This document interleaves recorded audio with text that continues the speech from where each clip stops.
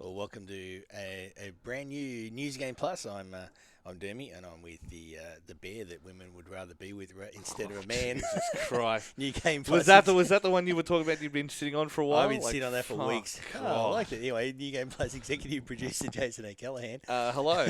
well, you are a bear, so I've been very confused by that. I did just work an event at the nightclub I'm working at. Shout out to the Barbar kids, and that was definitely full of bears. So. There was 1,000 of them, or thereabouts. Yeah. Oh, that's the other mini bear. Yeah, see, that's why it's so funny each time. Anyway. After a little bit of a break, we're back to doing another podcast, and you wanted to talk about E3 today. So I assume we've gone back in time. What's going on here? Look, I mean, we could still call it E3 season. I guess E3 season? whatever it is. Like, because Gamescom still exists. So Gamescom's August. We have TGS in September, late September, which I'll be at as well. But it is still E3 season. Like, it's still, like, they're still running, what's those things, videos, like, showcases and stuff like that. So you had, like, the Keeleys and Xbox did one. Dorito Pope, yeah. Dorito, yeah. So it is still E3, and I figured what time to bring it back. It's after BAM. Honestly, BAM was probably the biggest detriment to this podcast for a long time, only because it took so much of my time and energy to do.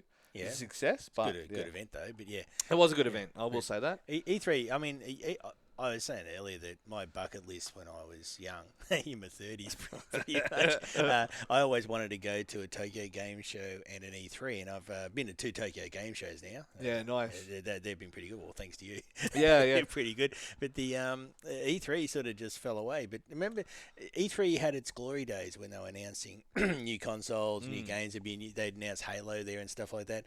And now all the announcements are, we bought a bunch of studios and shut them down. Yeah, and Microsoft is currently prime fodder for that. Like, we spent $70 billion on those people, Activision, and it's not ideal. Yeah, it turned out the other one was Sony. Sony said, we're impressed by you being a stupid company, so we'd like to be one as well, and decided to force PC players to have PSN network connection for Helldivers and other games. And half of this podcast is going to be dedicated to Helldivers. Let's just clear that up now. At least from my point of view. Finally, my son might listen to one of the podcasts. Because I worry that your son thinks I don't know how to play video games. But, like, I've said it to him, like, if you're ever looking for a fourth. He just figures you're old. I play a lot of Helldivers. I think I'm at 400 hours now. I'm reasonably good at it. It's look, he's a teen, and if you see the reflexes of your average 16 or 17-year-old, he's 17 now.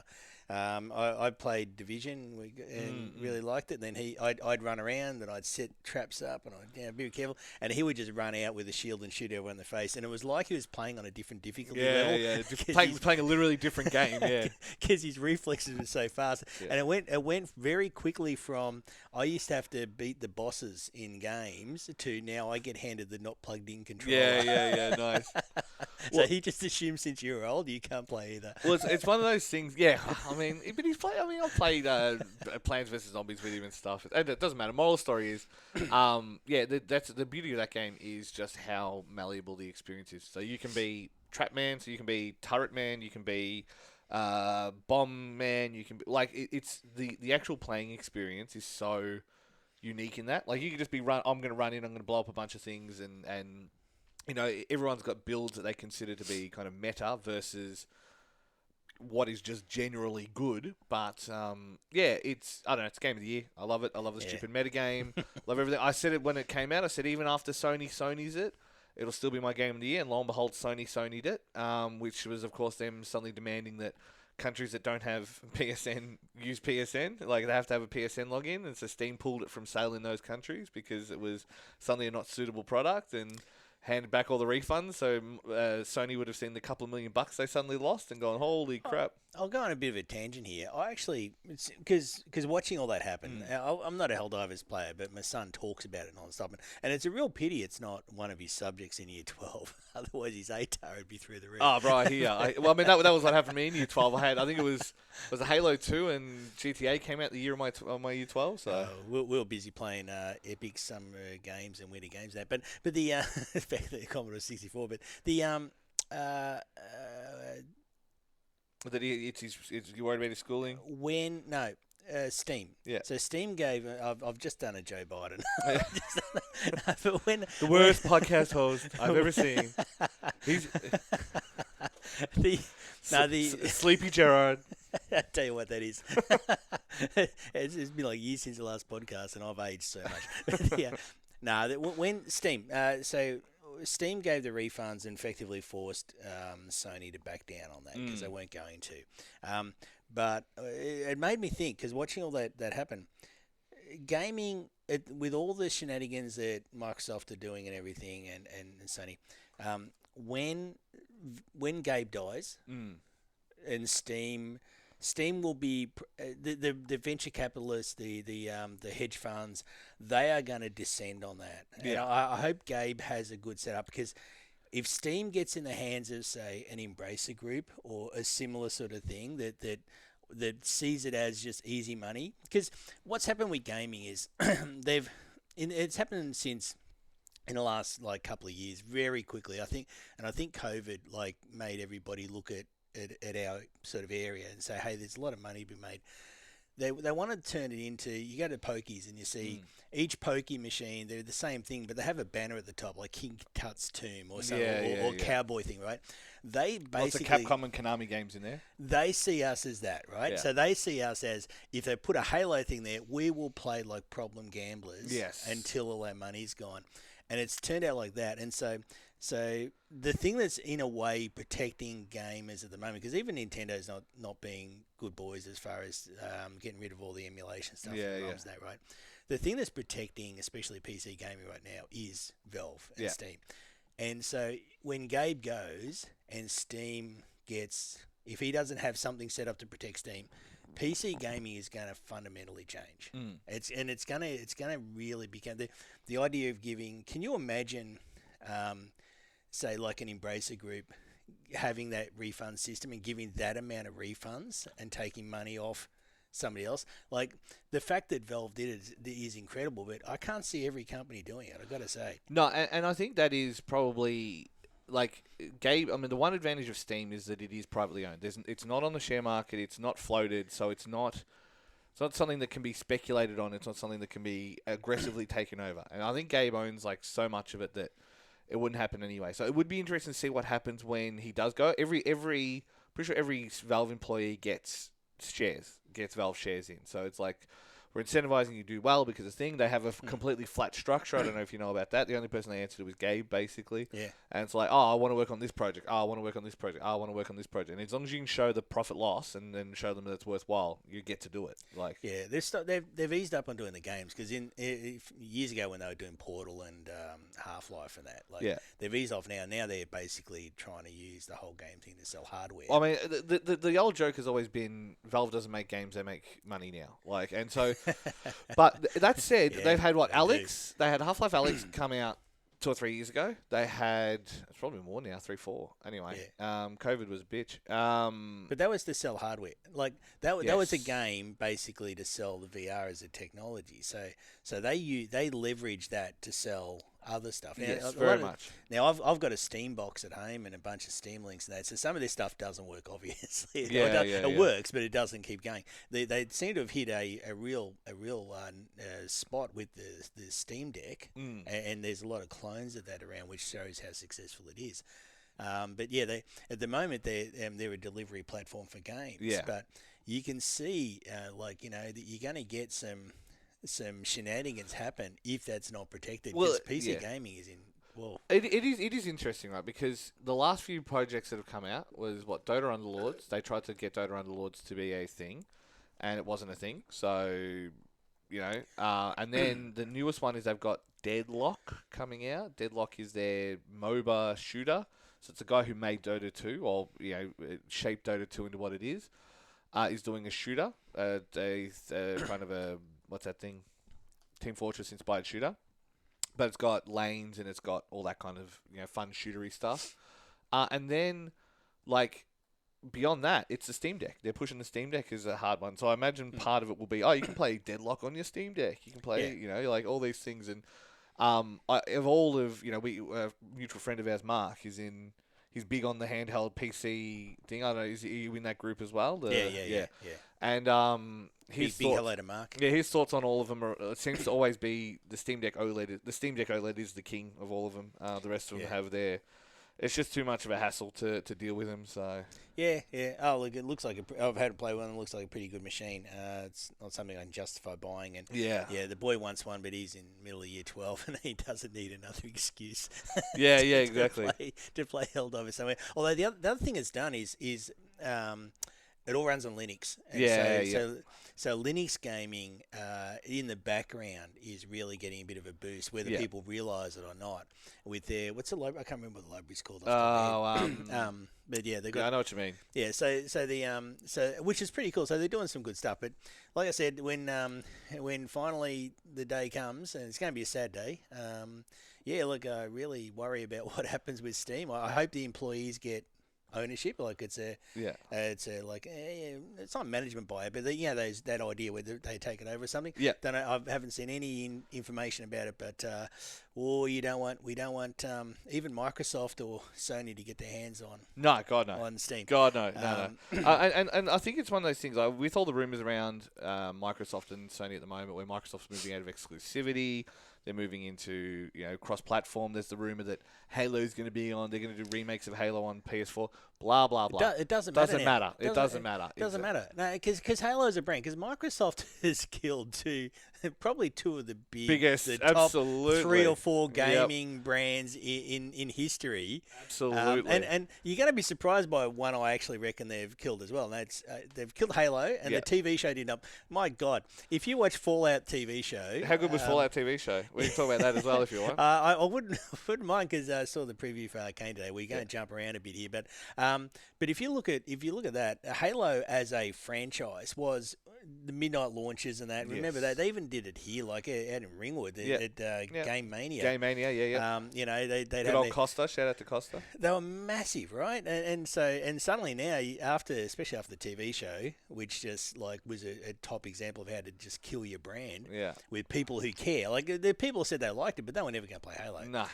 Whereas you look at Fallout, and people even playing Fallout 76 after watching Fallout, and the TV show just looked like the game, and it looked like you go, oh, that looks like fun. Yeah. I think that's what I mean. I think that's a separate conversation we can have.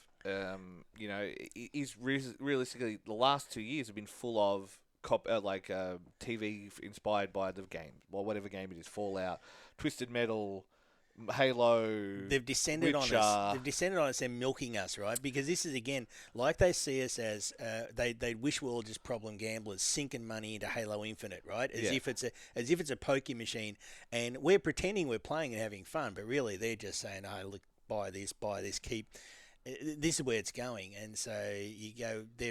Part of that is the more mainstream normie media acceptance of it. But God, a Halo TV show.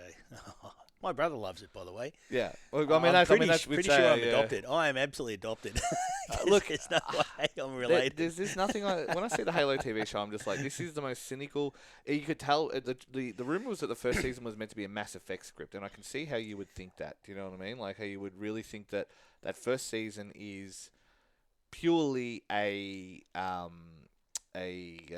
Mass Effect, he meets all the different aliens, he has sex with the alien, blah blah blah blah, like, but not particularly good OPSEC for the cyber. Grow up, people. Right, but then seriously. So I assume you would have watched Fallout TV, and Fallout was really good. So Fallout was fun. So Walton Goggins is from S.H.I.E.L.D. and from Justified, two of my favourite shows. So, he's the voice of Cecil. Is he? From Invincible. Oh yeah, he is. And you're right. You're absolutely right. Invincible is a fantastic show. I don't think it's fantastic. I think it's okay. Okay, I'm going to mute you, right? Indivisible's okay. It's okay. It's not. It's fantastic. Anyway. And so you have that. You have Twisted Metal was really good. I know that I haven't seen it yet. No one knows about Twisted Metal the game. Like not many people. David Jaffe is about the only person who gives a shit about it. PS1 era game. PS1, PS2, yeah. And so but the actual show itself was pretty fun. It was good. It was because it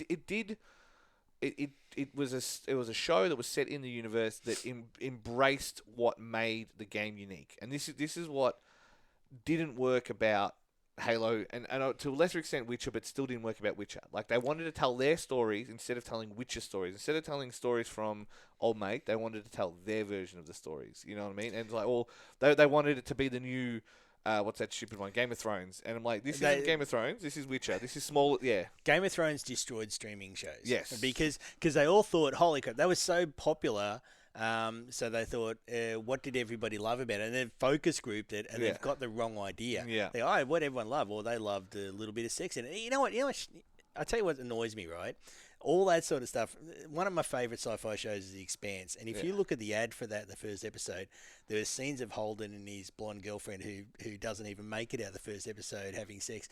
And it's so out of touch with the whole other 6 seasons. There's like 50 episodes that are nothing to do with that. Yeah. But to get all the normies interested, they had to have sex scenes. Same with Stargate. Why? Stargate, the first episode, they have the nude wife from, and it was actually the guy who plays, what's his name?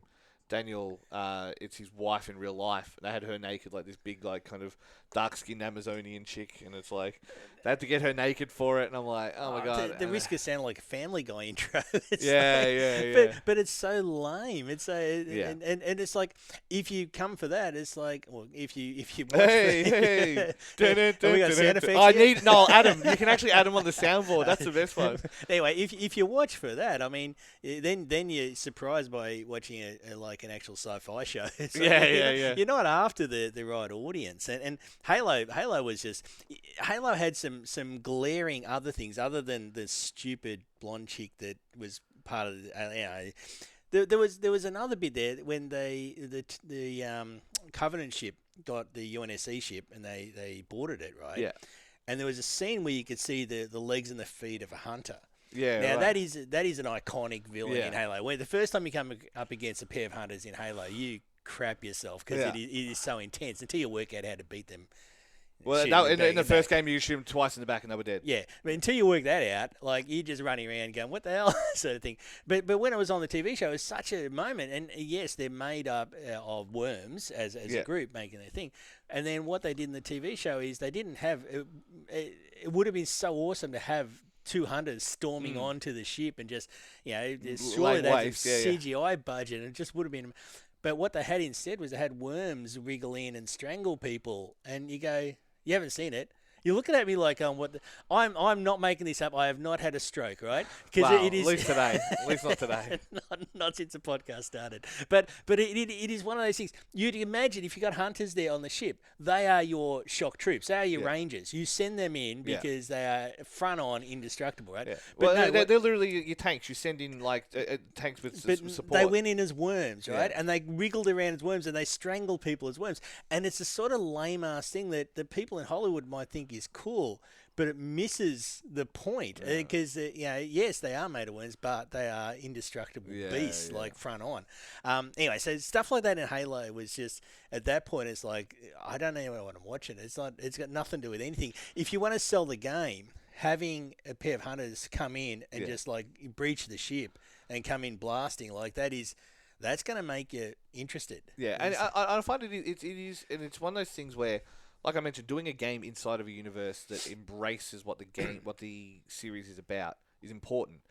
And I think that's where Last of Us straddles the line perfectly between the series we're talking about. We're talking about Fallout, which is not set in technically an existing canon. Like it exists in Fallout canon. People argue about Shady Sands and all that kind of blah, blah, but I think it's somewhat irrelevant.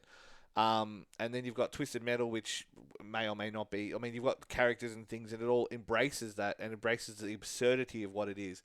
And then you've got Last of Us, which is basically a one-for-one retelling. Sorry, say something positive about Last of Us, which is going to be a first on this on. I think it flubs the big moments. I'm going to say this out now. I think it flubs its big moments more than it hits them. It rushed the end. Yes, the end was rushed. Yes, they needed 2 episodes. They could have built that up better. Yes, I agree. And there was one bit that really annoyed me. I'll get to that in a moment. There's a bit that really grated on me, but maybe that's because I'm becoming woke. But no! In my old age, it took us 19 minutes, but we got there, kids. Nah, there was There's a bit that grated on me, but I must say just telling the story because The Last of Us was a good story. Yeah.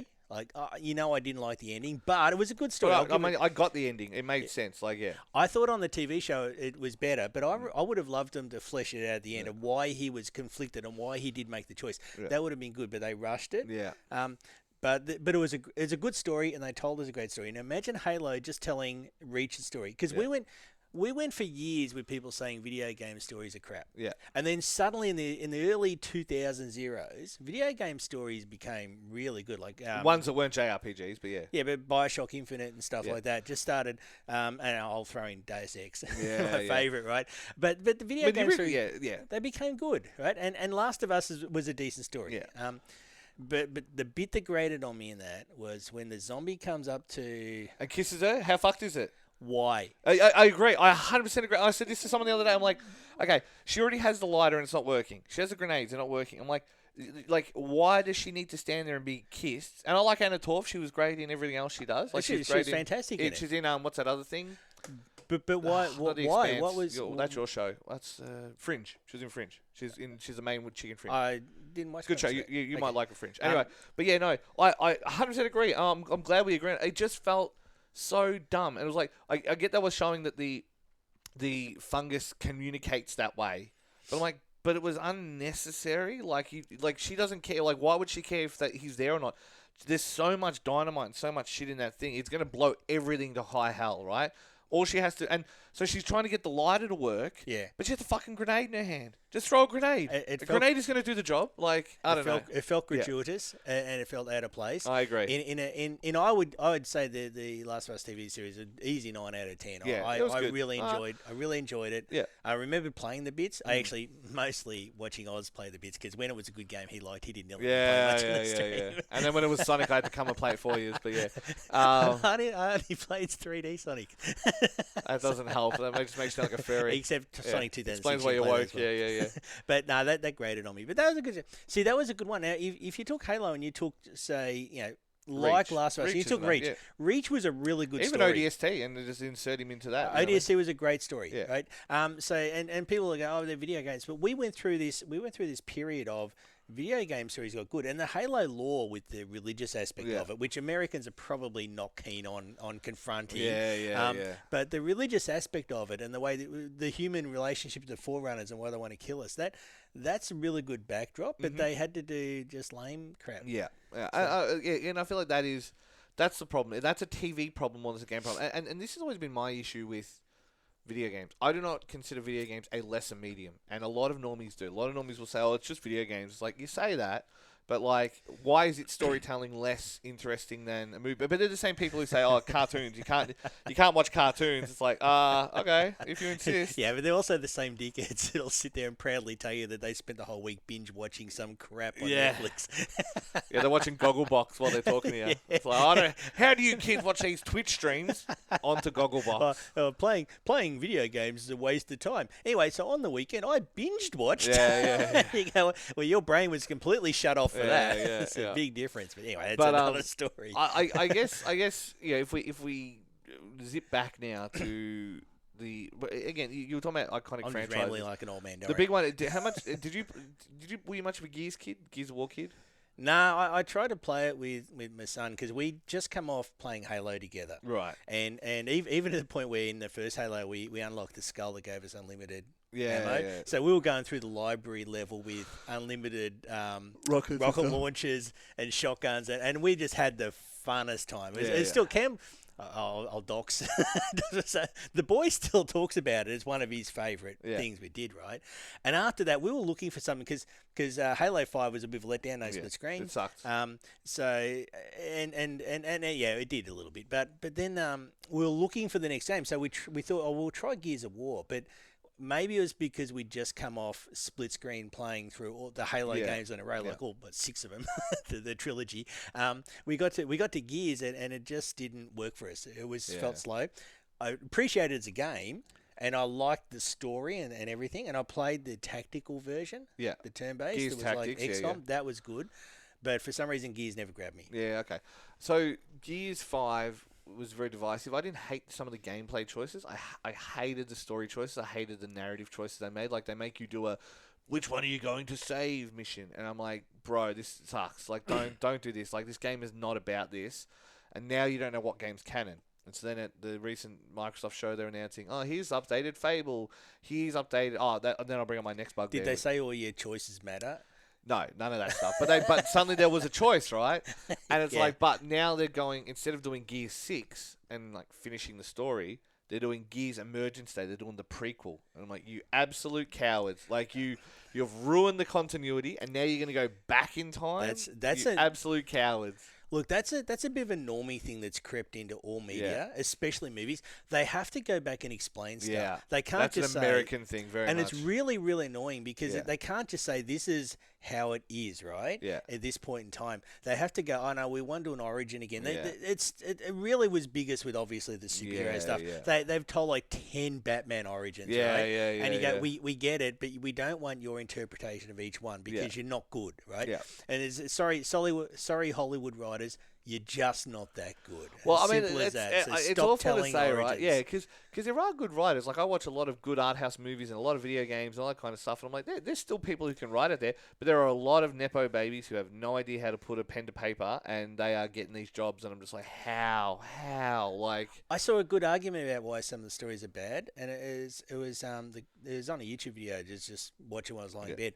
He said basically what you have now is because you have no. It is going to be a bit deep, but you're like this. There's no working class. There's no struggle. There's no, and so what you got now is you've got this gap between the rich and the poor, right? And the rich kids are just going in and writing these things, and they don't know struggle. They don't know work. So the really good stories, he said, come from the working class, the poor and working point of class, view, right? But they're not that. Yeah. So their stories, that's why they're always... Stolen valor. It's always stolen valor. Yeah, and they're always already... And they say, you know how they always complain, like Ray was a Mary Sue, right?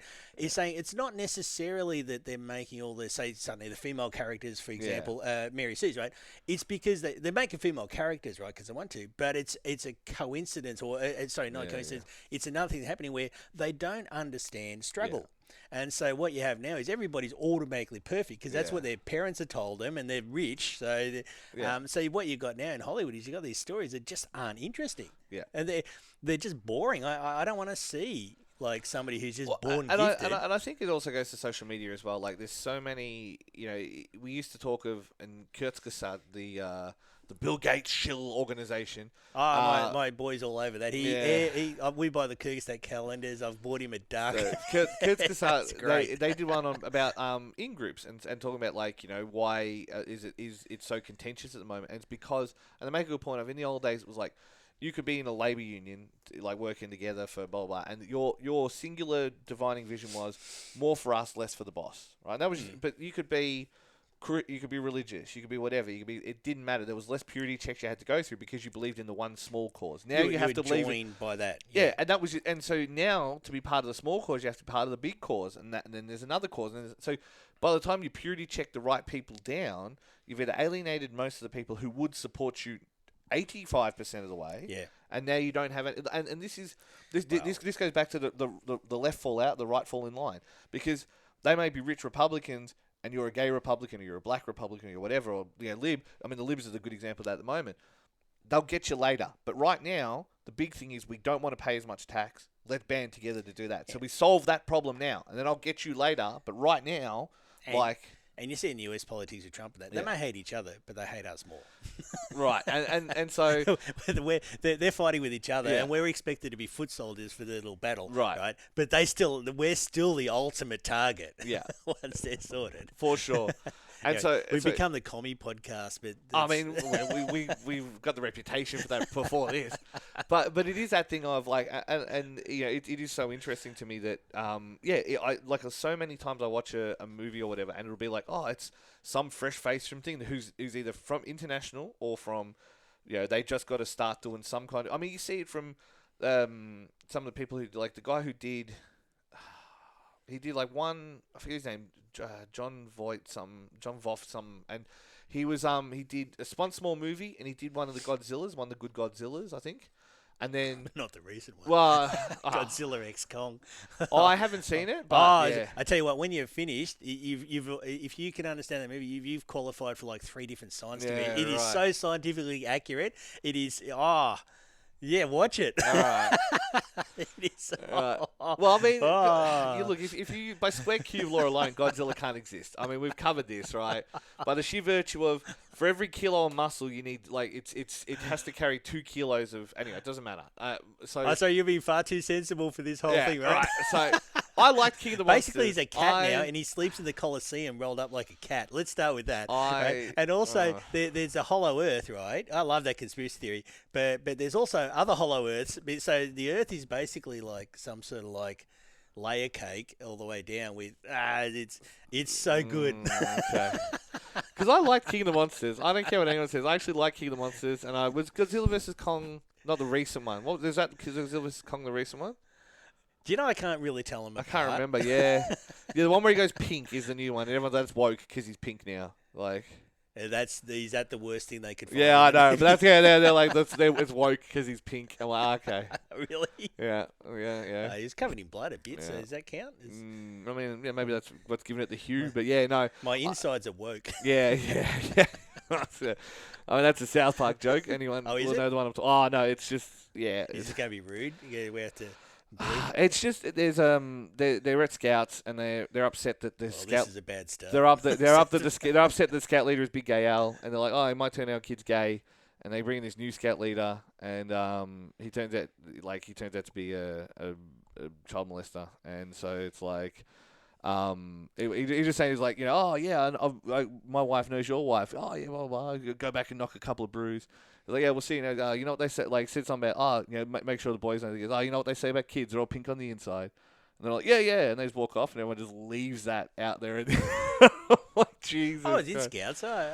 I spent many years in Scouts and adventurers. Is this now a therapy couch? I actually, want to talk about it? Yeah. See, I was in Scouts. I also went to a Christian brothers school, and somehow I managed to get. We don't have time for unless I this. repress memories. We've only got 30 minutes. I managed to avoid. Yeah, your time is up. 50 minutes. I'm sorry. We'll have to get it next session. session. I must have been an ugly kid. But that's an Always Sunny in Philadelphia joke. But that's all right. I don't watch enough TV. I play video games. Yeah, and you watch video game shows. Yeah, and video game series are good except for Halo. I like Last of Us. Where were we going with this? I don't know. We were going to cut this off at 45 minutes. Yeah. We got to about 10 minutes left. But realistically, look, my biggest thing to take away from E3 this year is the spectacle is gone to some extent. Gamescom is trying to do it and keep it alive. TGS is trying to keep it alive. But there's no announcements. It needs big announcements. And that's the crowd, the cheer, and then like Apple used to have Steve Jobs going and one more thing or whatever it was. I can't remember his thing, right? And E3 was about that. E3 was about the big, even though you knew it was coming. Remember when Halo 3 was announced and everyone was waiting because of the PS4 when PS4 came out. I was in the crowd when the PS4 all that stuff happened with the trade in and all that, and like you have to be always online. How do you trade a game? And you hand it. They literally filmed that day, right? And it was like when they came in, their price was $100. I remember I was on the escalator going down, and Andrew House was coming up, and I said, mate, you killed him. I said, I can't believe how well you did. He goes, thanks, mate. Just tipped his hat and just kept going. Like, just, yeah. Cool. He goes, I said, well, good show. I can't believe how hard you killed him. He just goes, And see, that sets up the whole launch, right? Yeah. So because that doomed that whole Don Matrick era. Oh, yeah. I mean, mind you, I got to say, Don Matrick was 100% correct, though. Well, look at what it's become, right? And so Sony since in the what is it, Jim Kelly era, whatever his name is. I mean, he's gone now. Well, that's how well he's done for PS5 for him. Remember that guy that ran Sony who couldn't talk Japanese? Can't remember his name. There was some American guy took over for a while. No, American guy. Yeah, I'm sure there's some. It might have been the one. Well, Peter Moore. I know how much you love Peter Moore. Your mate. Yeah. But look, I don't know. Anyone that's at EA, and anyway. Yeah. But the Xbox show was alright. There was some they showed a lot of more stuff out from it. They had the annoying thing at the moment, you haven't seen the trailers. There was 2 games in the Microsoft and presser that went from that 12 frame. You've seen Miles Morales, yeah? Oh yeah. Into the Spider-Verse or whatever it is. I haven't played the game, but that cartoon. Yeah, so you've seen the cartoon. That is right? S tier. Right. So have you watched it yet? I've seen the first one. First one was good. I like the first one, even if it was a little bit cheesy with the robot girl and stuff. But like I haven't seen second one looked awful, so I just no, give it a shot. All right, it's good. So it's really good. You know, it does that 12 frame per second shit. Some of them are different animation speed to the rest of it. Yeah, different styles, some actual worlds they come from. Well, but they also do that with the actual animation speed. So they're doing that kind of borderline looks claymation-y speed. You know what I mean? Like that. They take that to another level in the second one because you got one from like a paper mache, or not paper origami world. Right. And the whole thing changes that, and it is really effective. And well, I see it took a while. So they're doing that. What they're doing now is the cutscenes are that speed, right? And so there's this game, I can't remember, it's like the Journey South, or I nearly said Song of the South, but that's a different thing. And so it's like 12 frames per second in the cutscene, and then it goes to 60 frames to play. And it's so jarring. So jarring. Because remember Order tried that crap? Remember when Order 1886 tried that? The Sony werewolf game? No, but if I want to play a game that's 12 frames a second... Let's play Earth Defense Force. Well, or Black Flag on Wii U. Well, they didn't know how the CPU works. Yeah, that was an animated GIF, that was. I actually did manage to, me break every game, and Helldivers doesn't need help being broken. But I did manage to get that down into like single-digit frame rate once. That was impressive. I did love how Helldivers is teaching kids about America, how they talk about democracy. That is my favourite part. But anyway, I've digressed. Yeah. Look, Miles Morales. So that's my new biggest. So 2 games. One was Annapurna, which I expect because they're the arty wankers of the group, and then they're like the A24 of video games, and then it was this game that one of the Microsoft studios themselves are making, and I'm just like, this game looks cool because my here we go. A24 Civil War. No, A24 Civil War. They do a bunch of other. That was intense. They do Hereditary. They did Midsummer. They did all these good horror movies as well. Civil War was intense. I haven't watched it. Alex Garfield stuff, Garland stuff is good. Wasn't what I expected. Yeah. Intense. The boy especially, loved it. Yeah. Just he was so every moment you didn't quite know what was going to happen. They did really good. Anyway. Well, and so you have this situation where they're doing one of my biggest. And again, this is culture war, but bear with me. Okay, wokey, McWokey. No, it's the opposite. So here we go. I'm the woke one on the podcast. I know, right? What a world! Like, welcome to the Woke and Comedy Podcast. Okay. So when you've got like, remember when there was like the Little Mermaid, but it was the black girl instead, right? Everyone's like, oh my god, blah blah blah. And like, my only argument is, surely there are stories like African American stories we can tell. 100% I'm aboard with that. Yeah, because to me, you're taking white stories and appropriating them. Yeah, no, not even you just color washing them. You're just going, but like, look now. Like, so you're saying white culture's still dominant. White stories. Correct. Still dominant. Yeah. There's a million stories all over the world with indigenous peoples. Yep. And before they're all like killed, or their languages are gone, I think their story should be captured for sure and immortalized. Yeah, and so you have this situation, right, where you have like this story that is from like the deep south. She's riding a giant catfish. She connects with the spirits. That's a Louisiana deep south kind of, and so I'm like, that's a very African American story, so I'm on board for that. But I fucking hate the animation. Like, I hate this. If she's in Louisiana, deep south, and she's African American, then she's from slaves. Yeah. So we've glossed over a little bit of the story. But you know what? But like, this is what I'm saying. Like, so much of and that's like, I'm not that. Elvis stole music, blah blah blah blah, for sure, right? But it's like, I'm not. I'd rather just embrace those and say, hey, here's these cool things, as opposed to just going, hey, Disney's going to take this thing, and you know what we're going to do? We're just going to make the main character pick it. Pick the DEI influence. Here's your culture war stuff. Pick your DEI influence, and we're just going to make him that. Instead of going, and you're going to keep that white story forever, and you're going to keep that white culture forever. Exactly. And it's never going to be challenged, because we're going to do like they did with Hamilton, and we're going to tell the story, using people to dress it up so that you don't look at another story. Yeah. Exactly. Right?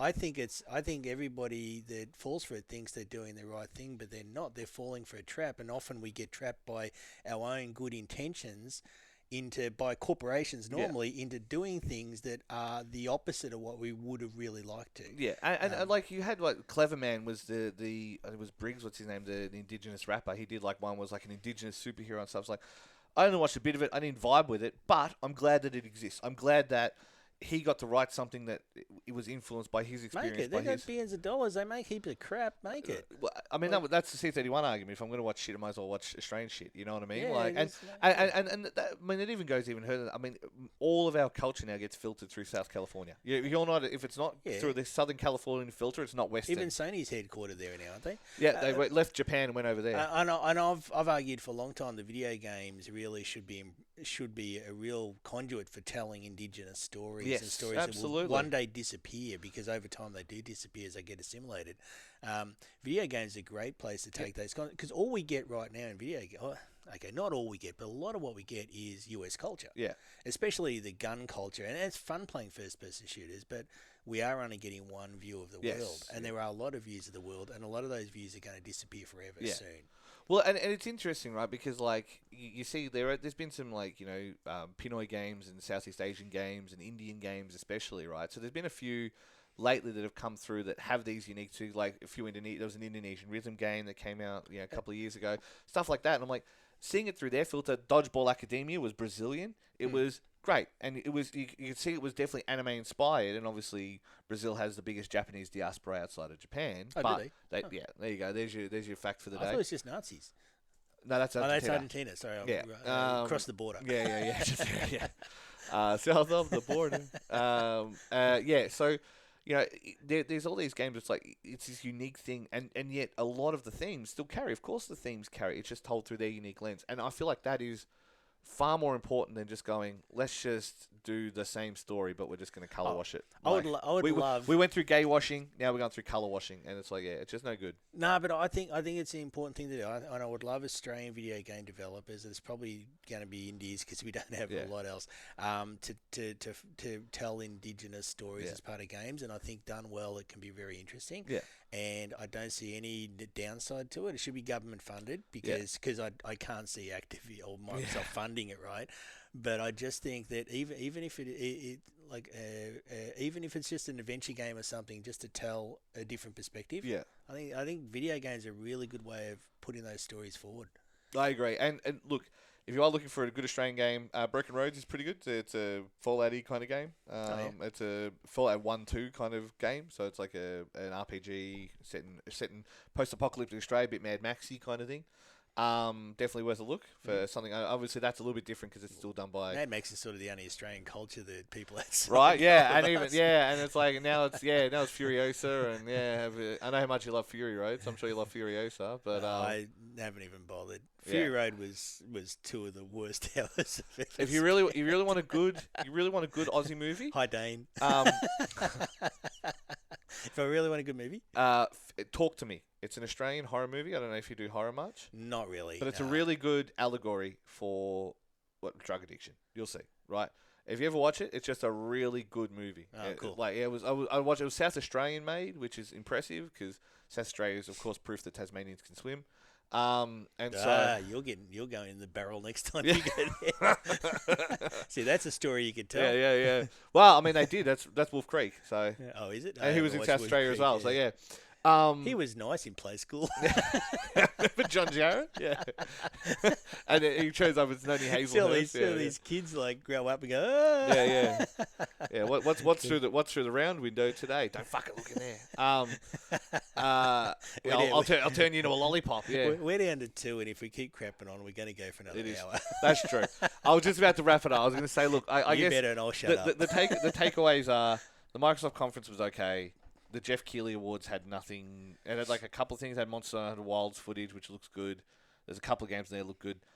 E3's kind of missed, but meh. Like I'll see at TGS. So if you can watch gaming TV shows, don't watch Halo. Go watch Last of Us, Twisted Metal, or Fallout.